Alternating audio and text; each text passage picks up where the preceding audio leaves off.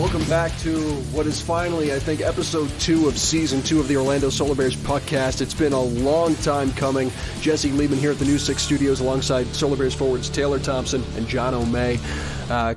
Now, guys, you weren't here when we restarted the season back in the fall. I think our guest at the time was Alexander Kucali, Mike Manfredo, and then the schedule just got completely away from us. This is probably the wackiest schedule in my time in the ECHL. Taylor, this is your third year back with the Solar Bears. So, I mean, in recent memory, and John O last year as a rookie with Greenville, can you think of a time where the schedule was more calmer than that, or more crazier than this?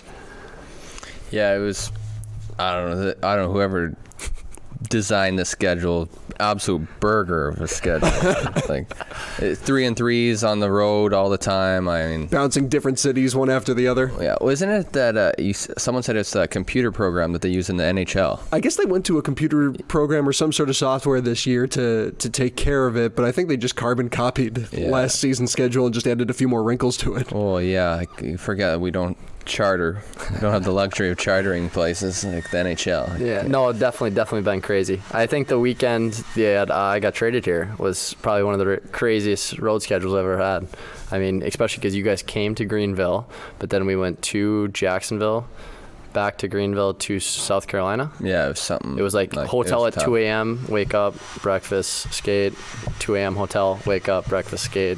I think that weekend, because you were traded to us on Friday the 13th, Greenville, then Jacksonville, Greenville. Yeah, it was just a lot of road trips. And you had your car, so you had to follow. Yeah, did you follow the bus or on the way back, or did you just stay in Greenville overnight and then knock that out during the day? Because that's a long drive. Yeah, so I was fortunate enough. My dad actually flew out for help me pack and drive down. So I stayed the night and then woke up and it was like 9 hours. So kind of took our time, but happy he was there because I slept for most of the trip. So huge. I would definitely recommend that. Yeah.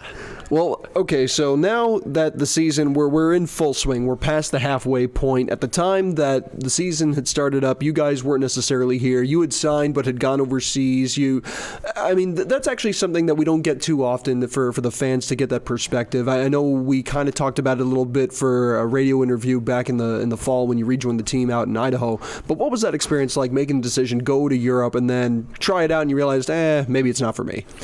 Yeah, like I said, I went to Europe. It was a good deal. I mean, money made sense. Got there, it's a little lonely. You're only speaking English guy, and I like to talk to the guys. Say what's up in the morning, how's your sleep, whatever. Just keep it loose, and that was tough. So I made the decision, come back, and then I decided I think I'm just gonna hang them up.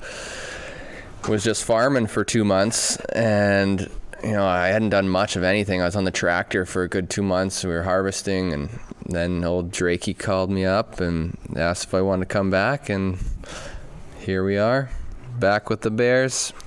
And I think that's something important to clarify for fans as well, is with ECHL, players go to Europe. Typically, in order to protect that player, you have to be placed on team suspension. That runs for 40 days. So even if you had gotten off the plane you were in Slovakia, right? Czech Republic. Okay, you get off the plane in Prague or wherever, and you decide, you know what, let's head back. It's not as easy as being able to jump right back into things. There was a bit of a waiting period. I think it was a 40-day suspension or something like that. And then it was around that 40 days, that's when Drake got a hold of me. He's like, "Are you still looking to play?" And we talked about it, and then it came back. But yeah, I think you can get traded though. If Drake wanted to trade me or something, because it happened with Lodgy there. Lodgy. So if you trade them, and then that negates the 40 days. Yeah, that lifts the suspension. And so now, of course, you've been back in a couple of months since. How are things feeling? Good bunch of guys. We picked up John O'May. A couple other good additions. I think we've got a good squad this year, and good bunch of guys. Everyone gets along pretty well. And for you, Jono, mid-season trade, as we kind of talk about the hockey things and get everyone up to speed.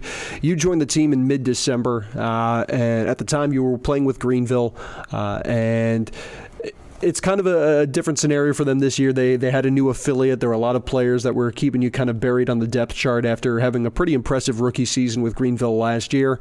And what was it like, especially, it's not too often where you get a trade announced and it's, okay, pack your bags, here's your flight. For you, it was literally walk down the hall. We were in Greenville, so, I mean, what was that experience like? So that was my first time ever being traded, so that was definitely, I didn't really know what to expect, but the locker room trade, I've heard about them. I didn't know that they were real things, but it was definitely a little weird.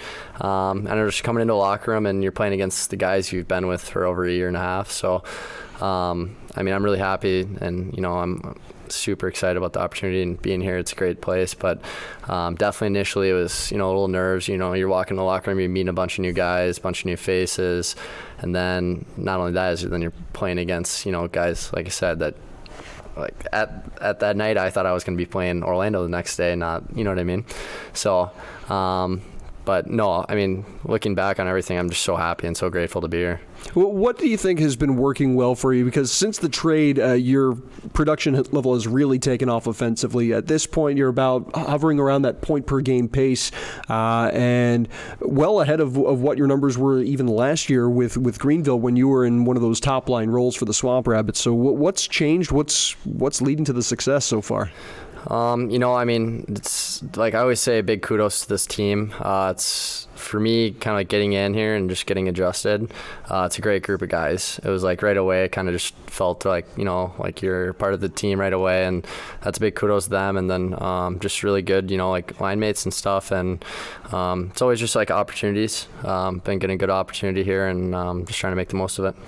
Well, since then, things have turned around for the Solar Bears. Right now, Orlando, if the playoffs were to start today, it would be a third consecutive trip to the postseason for Orlando, or actually 17, 18, 19, 24. So fourth consecutive trip to the postseason. And right now, big schedule coming up for Orlando.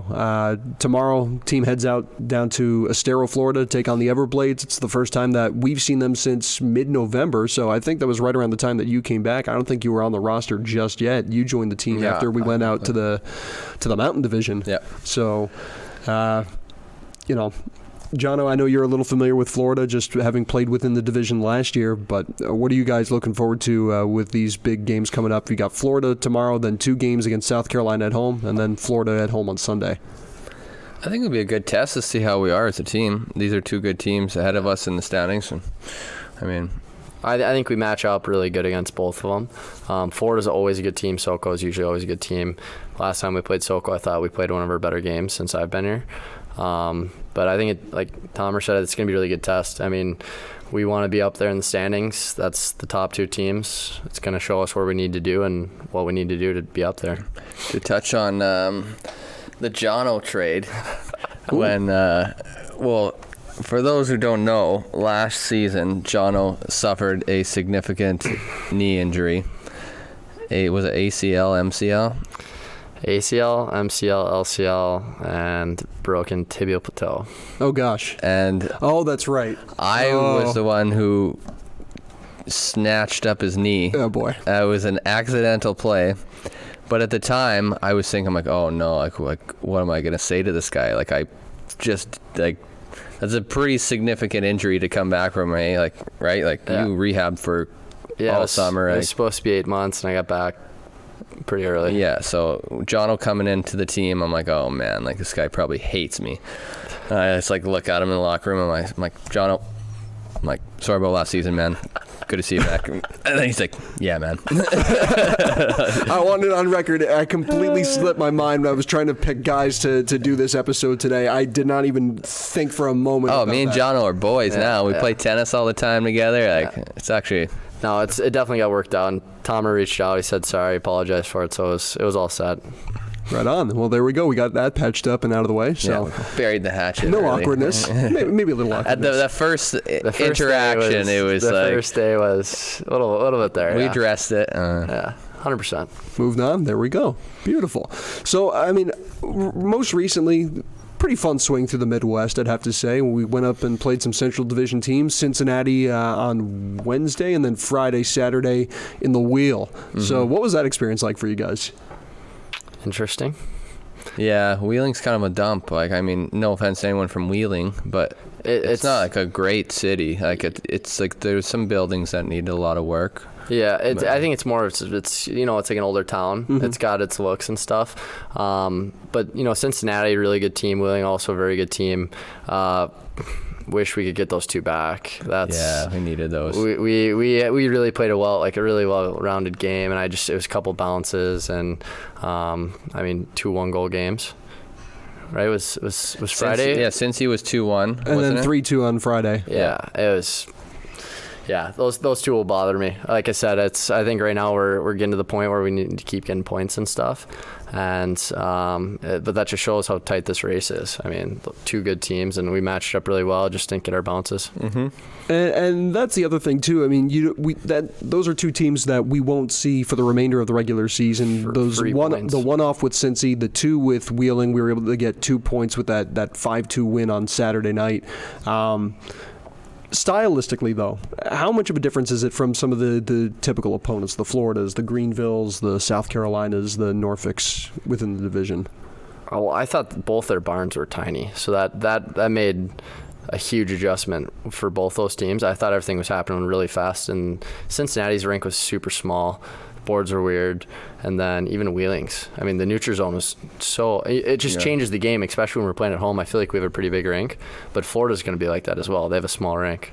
Yeah, I honestly don't think I got hit like all weekend. Like I didn't think they were very physical either, those teams. But like playing in this division, I think it's like a little more physical. Like South's definitely a lot more physical, I think. Yeah, but I think that's kind of consensus. A lot of guys say that. Yeah. So as we go through the season, there's a lot of stuff, the ups and downs. Away from the ice, what do you guys do in your downtime just to kind of pass the time? Especially here in Orlando, you got a lot of options. And Jono, I know it's been only a couple of months. And we've been on the road for most of January, so not a whole lot of a chance to settle in and get into a groove. But what have you been able to do to kill some time when you're away from the rink and just unwind? I know you're a big tennis guy. Yeah, I'm still exploring. I love to fish, so I've been looking to try and find some lakes or ponds to go fishing. But yeah, I mean, me and Tomer play tennis quite a bit. We got the RDV that, it's a great facility. A lot of guys spend a lot of time there. And then, some of these crazy road schedules, you don't really have much time to do much because you're kind of just rehabbing and getting ready for the next road trip, next game. So yeah, definitely looking for a little bit of time to do a little exploring and kind of see all the facilities and everything around here. Yeah, we had like you said, the schedule's been pretty tough to even like really do anything. Like you get back and you might have a day off, but that's your day off. You just kind of like want to recover. Yeah, you're on the couch and you're tired and you're just might go to the RDV and like sweat it out or what I mean. Yeah. But the days we have had off, we bang out some tennis and go to the pool. Yeah, I mean those are good days. Yeah, when we get some sun here, it's awesome. Yeah. I mean, especially going out on some of those road trips. I feel bad saying this because I'm from Minnesota and I love the cold, but being here in 70-degree sunny weather, it's tough to beat. Can't really beat it. Mm-hmm. No, it's tough to beat. But as you can see here, it's not like I'm getting much of a benefit from it. So, oh well. Obviously, you guys play tennis a lot, but from what I understand, you've also been keeping busy with some dog training. Yes, I got a dog at the end of last season. Harper is her name, Golden Doodle. It's a nice dog. Yeah, she's a good dog. Starting to train her a little bit, go to PetSmart, taking some classes. Just shaky or no, she's pretty calm. Like she's a chill dog, but she don't listen too well. You call her, she doesn't come. Like she kind of beats her own drum there, but we'll get there. So what's she excelling at least? She doesn't really do too much bad behavior. She just she walks pretty good on the leash. The one thing though, like when we're on we live on a farm in the summer, so she chases vehicles. It's a pretty dangerous. That's a dangerous game to be playing. That's scary. We're trying to get that under wraps, but it's only yesterday was week 2, so I think it's an 8-week course. So we'll get there. Plenty of time. So what's the one command that that you've got down pat with her at this point? She's pretty good at just sitting, shaking. Like we always just treat. Yeah. If she sees a treat, she'll just on automatic just sit down and give you her paw. She knows. Knows it's coming. Yeah. What about you, Johnny? You got any pets back home in Minnesota, or? No, not right now. I would love to get a dog. I don't have enough time for it right now. But I grew up with black labs, so good hunting dogs, and I mean I love dogs. But soon. Yeah, it's a lot of work. Like I have my fiance down here, so like that's a huge help. Yeah, she can watch when we're on the road and stuff. I think it'd be tough if you're like if you're just by yourself with a dog, and what are you supposed to do when you're on the road, right? Exactly. And then I mean like I said, I really appreciate dogs, and I'd feel bad if I was somewhat not intentionally but mistreating it by not being spend enough time with it, especially when it's young. You want to get a bunch of time like you're doing the training. Can't really, you know what I mean? These 1 week road trips aren't the best for it. Yeah. Right. Well, of course, coming back from the road trip those Sunday night, Super Bowl Sunday, and we got in, I want to say we flew back from Pittsburgh, got in maybe touchdown right after the first quarter ended, probably got all the equipment off onto the truck, and we got on the bus, probably got back to RDV just as the second half or the first half was ending. Yeah, right around the halftime show. I think it was halftime show. I got back. Yeah, J-Lo was like just performing. She was ready. Yeah, I think they killed it. Great performance. Yeah, they did a good job. Everyone was buzzing about it on the line. Here's the thing that I don't get, that it just blows my mind, is Shakira has put out jam after jam after jam, year after year after year, but she kind of flew under the radar the last several years. Yeah. Like I remember when she had like that big crossover debut album. I want to say like we would have been in like middle school, early high school, and you could not go anywhere without seeing Shakira. And then she kind of faded, not into obscurity, but just you kind of forget about her with all the other middle school dances. She was huge. Yeah. I won't forget that. She married? Yeah, she's married to some, I think Spanish soccer player, and I think she lives in Spain with him. Oh, well, good for him. Good for him. Yeah. Yeah, I think they met like at one of her music videos, like filming for because she did like a couple of the World Cup themes the last few years. Oh, that's so. right. Yeah, Waka Waka. Yeah, there we go. That's from the FIFA game, eh? Yeah. But I mean, that's the thing that blew my mind away from the halftime performance is just how dedicated that they are. Like you talk about, Kobe, rest in peace, but the Mamba mentality, that just sort of killer instinct that like people, whether it's in sports or music, dance, film, literature, whatever, like that killer instinct, that's something that always really impressed me. Like the dedication that someone has, like to just excel. Yeah, they were. At that level, you have to. Mm-hmm. They got to be on point at all times, no matter what they're doing. They're eating lunch, they're doing it right. Like, I don't know. I just feel like with their schedules, it's just obscene the amount of stuff they have to do, especially like these top artists. Crazy. Where would you guys put that in terms of all time, like halftime performances that you've seen? I don't know. I'm not a huge NFL guy. I'm more of a CFL, Canadian Football League. What do they even have for the CFL, the Grey Cup halftime show? Well, I think Nickelback's been out there before. Shania Twain, probably. Yeah, can't go wrong with Shania. Is Johnny Manziel going back to that league, or is he done? I think he got... there was something, he had a violation. He had to follow certain like protocol, and he didn't. He had signed with Montreal, or he was with Hamilton, and then they already had a pretty good quarterback, so he was like a. What a sideshow! Yeah, what a sideshow! He got traded to Montreal, and he was like actually pretty good, but I don't know. Something he had to follow protocol, and he never did. They never said what it was though. What he did. Is he out of football altogether, or is he? I know that they've got the XFL starting up in a couple of weeks, like the summer league that Vince McMahon is putting together. I guess we'll see if he winds up. I think they've got a team in Tampa, if I'm not mistaken. I don't know. I mean, I think he's sobered, isn't he? I don't know. It just amazes me when guys, and I know people have stuff, all of these things go on, but like even Reggie Bush, like guys who go out in college football and just absolutely dominate and then can't cut it in the NFL. Yeah. I just feel like it's just wrong timing, wrong team, wrong timing, wrong system. A lot of it is that, like, though. Yeah, it's just got to be right place, right time. Like, my biggest one is, how does Reggie Bush do his college highlight film? Mm-hmm. Anyone at home hasn't seen it, go watch it because it's amazing. Like he's dancing around these guys, and then he goes in the NFL and he can't cut it. I don't know. That's just something that's always been interesting to me. He had a few good years for the Saints, though, didn't he? Yeah, but I just feel like it would translate more, right? Because all these guys from the NFL are coming from the top college guys, and if he's doing this, he's at USU, who they play the highest end schedule every year. Right. You know what I mean? Yeah. But even Manziel, he had some killer years in college. I don't know. Yeah. Well, anyway, it's that's always interesting when you see like the like I said, the people that really just hone in on their craft and they just have that killer instinct. That's something that just always blows me away. For me, halftime performance ranking it, I'd probably put in my top 3. What's your number 1? Prince. When Prince did the halftime show a couple years back in Miami. Minnesota. Let's go. There you go. See, I knew you'd like that. Mm-hmm. The best thing, I saw this, they did, I guess it was after he passed, they did a NFL Network like retrospective on the halftime show. And it's like pouring rain. And one of the producers goes to Prince and they're like, hey, so there's a problem. Like, there's a lot of rain. And Prince his response is, Prince just goes and looks at me and just says, can you make it rain more? Legend. How intense is that? That's awesome. That's, I mean...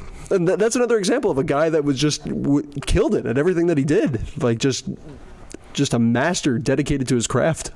Yeah, he's... Actually, yeah, you're from Minnesota. How understated or overstated is the love for Prince in Minnesota? I think it's weird because, like, I would say, like, I should be a bigger Prince fan. Like, I mean, I know his stuff and all that, but, like, I wouldn't say I'm crazy huge Prince fan. But you'll see it here and there throughout the city, but then they'll, like the Twins or the Vikings or the Wild will have a Prince game, and everything's purple. Everyone's there, everyone's supporting it. So it's kind of in and out. But I mean, like a lot of the small local theaters, it's everything's Prince on, the streets, the sides. So I don't know. I think there's a pretty good following for him there, but it's like in and out. I don't know. Now, you grew up how far out of the Twin Cities? I'm about 20 minutes. So I grew up in Mahtomedi, Minnesota. It's right next to Stillwater. We're right next to the Wisconsin border. Grew up on where my family settled, so kind of interesting. Have a lot of acres and stuff, kind of like Tomer, but I'm also like 20 minutes from downtown. So it's kind of like best of both worlds. But grew up with lots of pine trees, lots of animals, so it was fun. I have to assume then you're a Vikings fan. Oh yeah, but it's a tough. You're right on the border with Wisconsin. I'm sure there's a lot of crossover. There's nothing to do with Green Bay. It's just tough to be a fan of them. They always let you down. Oh, well, you're preaching to the choir. You're talking to a Jets fan here. Yeah, that's worse. Yeah, that's real worse. Tell me about it. But yeah, no, I mean, I love the Vikings. I would always root for them, and it's tough. They have such good teams, and every year when they think they're going to do it, something happens. And I mean, was it 2 years ago when they missed the field goal? That was like my heart. That was tough. So what do you think about the skull clap being basically stolen by the Carolina Hurricanes? Because weren't the Vikings really the big ones that did that, and now you got the Canes in the NHL rocking that? It was the Vikings and the Gophers too. Really? So the Minnesota Gophers, they have a surreal stadium they just built a couple of years ago, but that's kind of been a thing with them. And then I don't know. I mean, chance, right? Mm-hmm. I feel like Chicago stole someone's goal horn too. Sweet Caroline. I don't know. I honestly couldn't even tell you. I don't know. I think I heard that on something. Someone was going at them for stealing a big goal horn. I don't know. I feel like a lot of things. It can only be so many things, right? Right. Well, you grew up. You're a 94 birth year. 93. 93. So you would have missed the North Stars completely. So are you a Wild fan, or did you grow up a Wild fan, or? Yep. So I'm a Wild fan. I actually know. I knew about the North Stars. Not that I went and saw them or anything, but I had a couple friends' dads that played for the North Stars. Oh, really? So that was always a big thing, and all the drama with them moving out and whatnot. But yeah, the Wild, another team that needs a cup. The only team that's been real successful for us is the Lynx, the women's basketball team out in Minnie. And they play at the same building that the T-Wolves play at, right? Yeah. So that's like, honestly, I mean, Minnesota's had some really good teams, just no championships yet. So hopefully the next decade I'll be able to live up a couple, like some of the Boston boys. Yeah. Well, that's with respect to pro teams, but obviously Minnesota, you're coming from a hockey hotbed. There's nothing bigger than the college hockey. I would actually argue the high school hockey is probably bigger in Minnesota than even the college game. I mean, don't they pack the XL Energy Center for the high school championship every year? Yeah, so I was fortunate enough. I played in it my sophomore year, state tournament, I would say. So there's 2 classes, single A, double A. And I played in the single A tournament. We made it to the semis. And I think we had something like 19,000 in our game. But the double A is always the most. Mm-hmm. Like when Edina will play, actually Ole had a really big game. I think Ole might have been in you could stat check this. I think you're right. He might have been in the biggest crowd the XL's ever held. I think it was Duluth East versus Edina semifinals, and it was like 25,000, where the Wild will only get 19 to 20,000. So I mean, I actually was at that game. It was. So why is it in Minnesota that you think the high school hockey is so popular? Why not in Michigan, which has a pretty good youth hockey, and Massachusetts, some other American hotbeds? Why is it that Minnesota, of all places in the U.S. that have high school hockey, that it's as on big of a scale as it is in Minnesota? I think it's the population. It's kind of like for people, it's kind of like the Texas football, how high school football in Texas is so huge. It's just the population. So like when it'll be interesting. I always find it interesting when talking to people that I know kind of their route and how they grew up. But like I played for Mahtomedi from mites to my senior year of high school. I would say the longest trip I ever took would be like Duluth, which is about an hour and a half, and then we just did that for the summer, and it was just like a summer tournament. Otherwise, we would play teams within 15 minutes of us, and like competitive teams, and that's just we were section 4 single A. There's 8 sections, and 8 1 A, 1 double A, so there's 16 total. And I just think there's so many players. It's just so dense, and if you're a top player from there, those guys are getting drafted out of Minnesota, like the Minnesota high school, the high-end guys. So I would just say the density, and just it's super competitive, and a lot of guys won't leave to play AAA. But like Tom, you didn't have an option to play high school hockey, did you, or no? No, we don't. High school's not that big in Canada, right? It's more like just you start in at juniors and go from there, right? Yeah, you just like have a regional team, like a team in every city. I think it's so interesting because I lived in college. I lived with 3 Canadians, and they would always talk about how their route was to get to junior as quick as they could, as young and as quick, obviously. Where for us, if you're good enough, you can just play high school and go straight to college. That's the dream, I would say. Yeah. Not always doable. Like in Sask, though, it's like so many small towns, and they're so far spread out, right? Every 15 minutes, like you're coming across a small town, and like they all have like a small town school, so like you can't really like have that makes sense. Team. And yeah, old John Cougar Mellencamp, small town. That's every high school graduation theme song. No, really? Oh yeah. How about a small town? Fair enough. So you said you never really went further than an hour outside of your own town just to play competitively. So what was that like the first time? Like how mind-blowing of an experience was that when you finally played a competitive high-level game outside of your own state?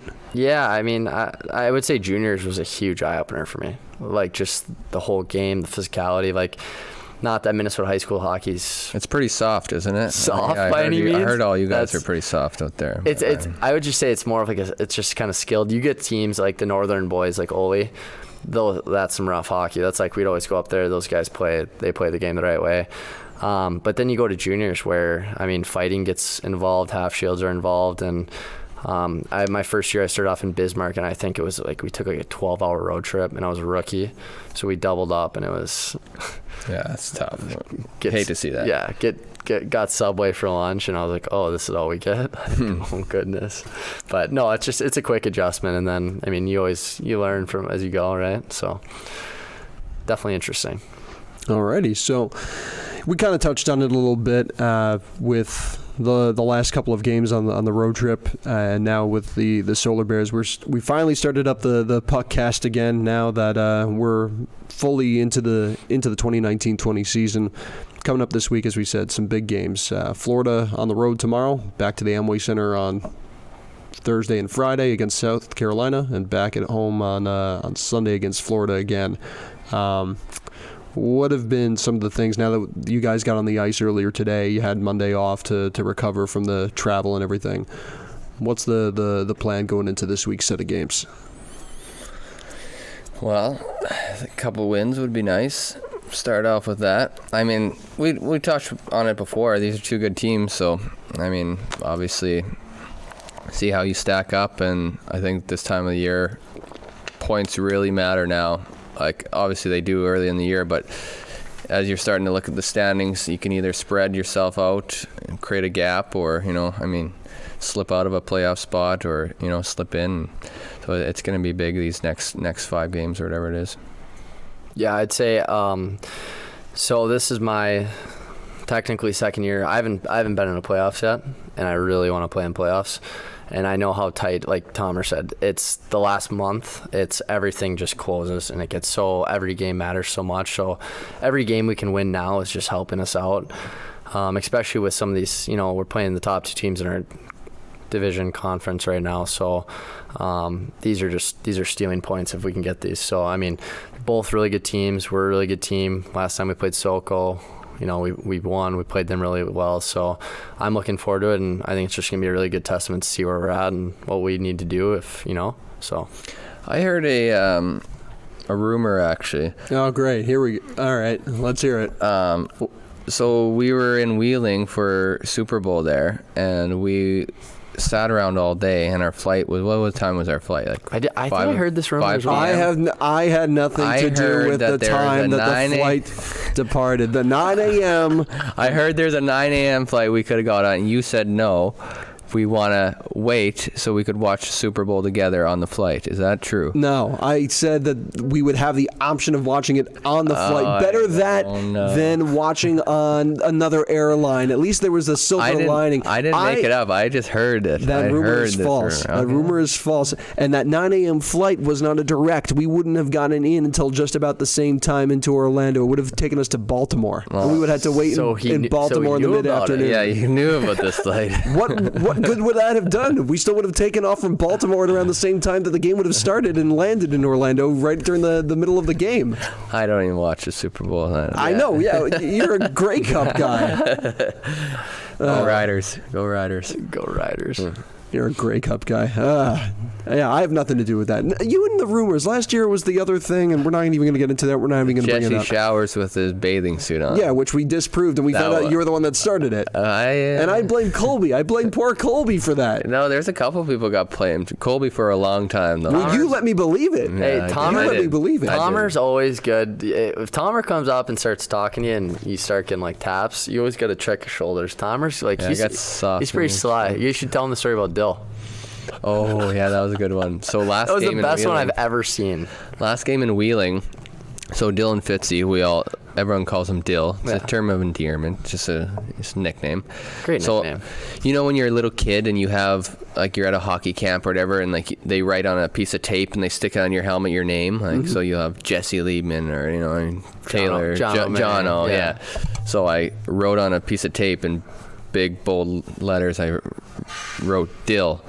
And he was taping his stick for warm-ups, and I just went up behind him like, Dill, how you doing? And I slapped it on his head, and he's like, what are you doing? And I was like, nothing. I'm like, I'll talk to you later. And he walked around with Dill on his cap for, it was a good 15 minutes, and everyone's like going up to him like, hey, Dill, how you doing? Like, Dill. And everyone's yelling. It was so good that he was like, he would go like room to room, and all of a sudden I just hear like guys would pass him in the hallway, would just start dying laughing. Yeah, and they're like, Dill. that was a good one. It's nice to keep it light like that. Yeah, we got a really good group for that, 100%. Well, it's nice that you guys are able to joke around, and I got to say I appreciate you incorporating me into it. Although I don't know if my shoes are as fortunate. The old shoe check. That that was a phenomenal song, Jesse.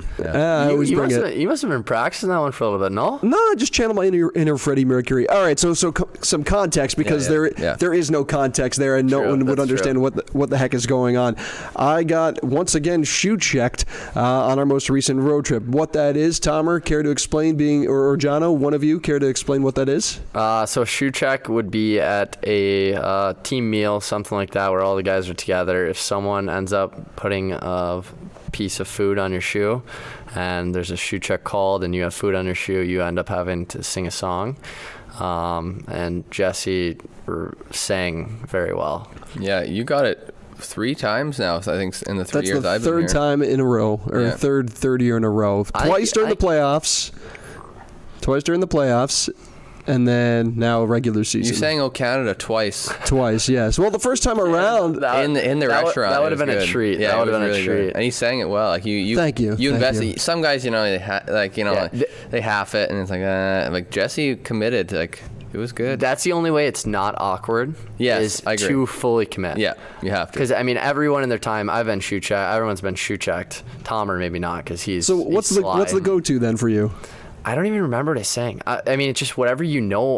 Like, I'm not a huge song guy. Like, I love listening to music and whatnot, but like, I'm not very good at, like, I would say, knowing lyric to lyric to lyric. So whatever I have in my head, but the whole trick is just, if you go up there shy and you're nervous, then it's just it's awkward. Yeah, tough because nobody's good at that. Nobody's can just go up and belt it. That's why I said kudos. Like, you went up there and ripped it, and that's what you gotta do. You gotta give it 100%, and then then it's actually pretty funny, and guys enjoy it. Yeah. So I'm assuming it was Fucali. So again, context. So the nature of how this happened. The only thing I can think of was that it had to have been Fucali as he walked up, because he came up to the table. I was sitting with our bus driver and across from the coaching staff and the training staff, and Fuchs just started asking me some questions and then just casually walked away. That had to have been it was the distraction. Yeah, there's definitely a second guy. So there's an art to it. I can't tell you who it was. I can already tell you. That was the distraction. Yeah, for sure. Fuchs came up to you and was the distraction, and then someone came and snuck underneath. Yeah. Because you guys were on a table that was elevated away from the rest of the staff, so... Yeah, they did you dirty. Crafty. I'm going to have to be on the lookout for that next time. Yeah, or how about you get someone else? Although the last time we got someone else, they didn't even bother to sing. Oh, yeah. That was Shawzy. That was some... Wah, wah. Do you know who I would love to hear sing? Is Dex. Dex, I think he would commit to it, too. He would... That's what I'm saying. You gotta fully commit, and he would fully commit. Yeah, absolutely. Who do you think has the best voice on our team? I already know it. Sometimes morning skates, he'll kind of pipe up. Oli, are you talking? Yeah, Oli's not bad. You see him on the jumbotron when he did "Living on a Prayer." Hysterical. He did pretty good. Not bad. I mean, no one's heard me sing, but I've been told you are the songbird of your generation. Some people's words, not mine. Yes. Well. Yeah, so unfortunately it was marinara sauce that whoever got me. That's a quick cleanup though, right? Yeah. You had black shoes on, didn't you? I did. It's these shoes, but these shoes have taken a beating over the years. I think I'm due for a new pair. It's been a while. Yeah, you got to upgrade. I mean, the amount of we wear our dress shoes and like suits and stuff. You got to get a new pair every year for sure. That or just buff them up. Bring them over, I'll buff them up for you. I think these are past the point of the toes. The leather on the toes are past the point of buffing. They're pretty scuffed. Yeah. So probably going to be in line for a new pair of shoes. Going to have to head up. Hit the outlets. Yeah, not a bad idea. The trick is I've never been to the outlets during a time where I can find a place to park. It's always a madhouse there. I've never been to the outlets. No? They're pretty nice. I mean... There are outlets. I mean, you got some nice deals there. Which ones are we talking about? Someone was saying down by, where is it? Universal has nice outlets. That has a big mall down there, no? Yeah, Mall of Millennium, right? Isn't that the outlets kind of nearby there? Tomer, you're 3 years. You got to know these things. I'm not big on names. The old lady takes me around. She's the boss, so she'll take me shopping, and I usually just When where's the wedding date? Wedding date is Oh, on the spot. July 10th, 2021. That's it. So when should me and Jesse expect the invites? Well, Is it they're back in Saskatoon or it's not Saskatoon. Saskatchewan? Yeah. Yes. Well, it's gonna be paperless invites. So. Paperless. Nice. Yeah, hey, saving the world. Yeah, I mean, One invite at a time. feeding the world. I'm a farmer. Saving the world. So is Harper bringing the rings down the aisle? Yeah, we'll see how this puppy training goes, and maybe That'd be pretty. Yeah. that'll be a wild wedding. You guys better come. Looking forward to it. All right. Well, I guess that's a good note to end on here for the return of the Orlando Solar Bears PuckCast. Again, thanks to our guests today, John O'May and Taylor Thompson, for joining us here at the News 6 studios while we knock this out and kind of hopefully get back into a rhythm of doing these on a more frequent basis. But Solar Bears back in action on Wednesday. They head down to Hertz Arena to take on the Florida Everblades, and then a couple of home games this weekend, including a Thirsty Thursday on Thursday and a Fairwind Solar Bears Sunday. Should be a couple of good games, and hopefully Solar Bears are able to take some points from two of the top teams in this division. Yeah, thanks for having us, Jess. Thank you. Thanks, Jess.